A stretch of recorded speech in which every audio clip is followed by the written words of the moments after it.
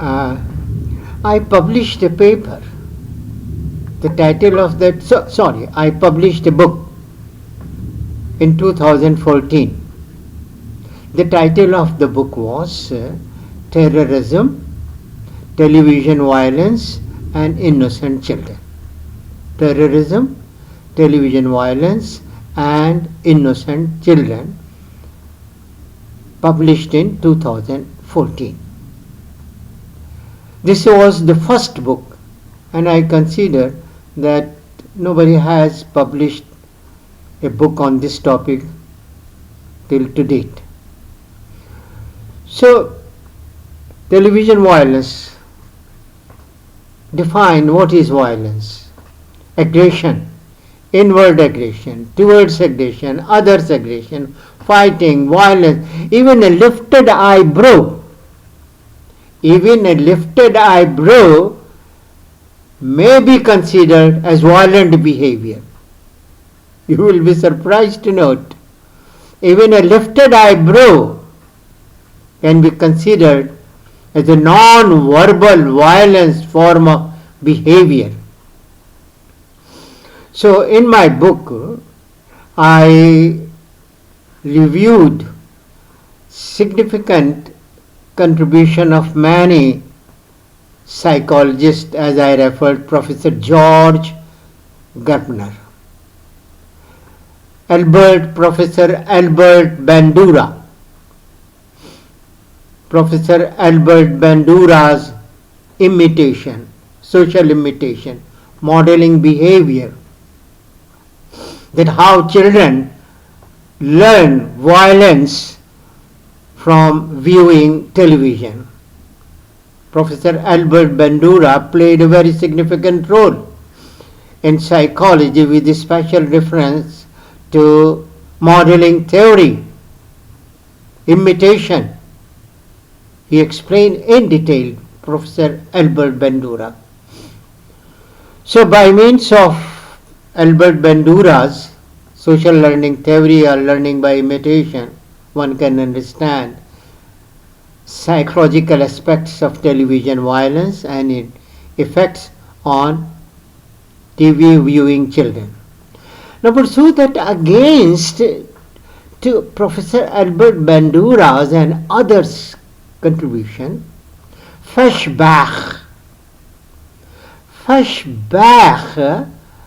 offered a theory to explain television violence. And one of the famous theory, as you know, dear sir, catharsis theory. And very surprisingly, Feshbach once offered his theory, but when he tried to revalidate his theory, he could not. So, first of all, he presented his views, then when he tried to revalidate, he could not find out. He's saying. So there are certain aspects. In this way, research continues. Some researchers confirm earlier researches. And on this basis, on the historical background, they pursue, they advance new areas, new fields. And sometime, all of a sudden, a new area is emerged. All of a sudden, a new area emerged.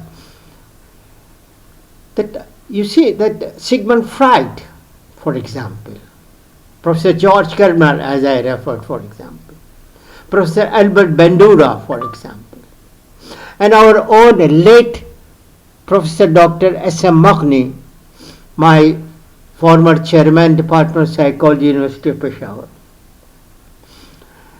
I referred his contribution, a very famous experiment called as Zeigarnik effect, or interrupted versus uninterrupted task. Usually about 70% researchers, they confirm the Zeigarnik effect. But our late Professor Dr. S.M. Makhni, He replicated this experiment, that is Zygarnik effect, in Pakistan. He could not verify the hypotheses offered by Professor Zygarnik. He explained, late Dr. Moghni explained that why he was unable. The main reason he referred was cultural differences.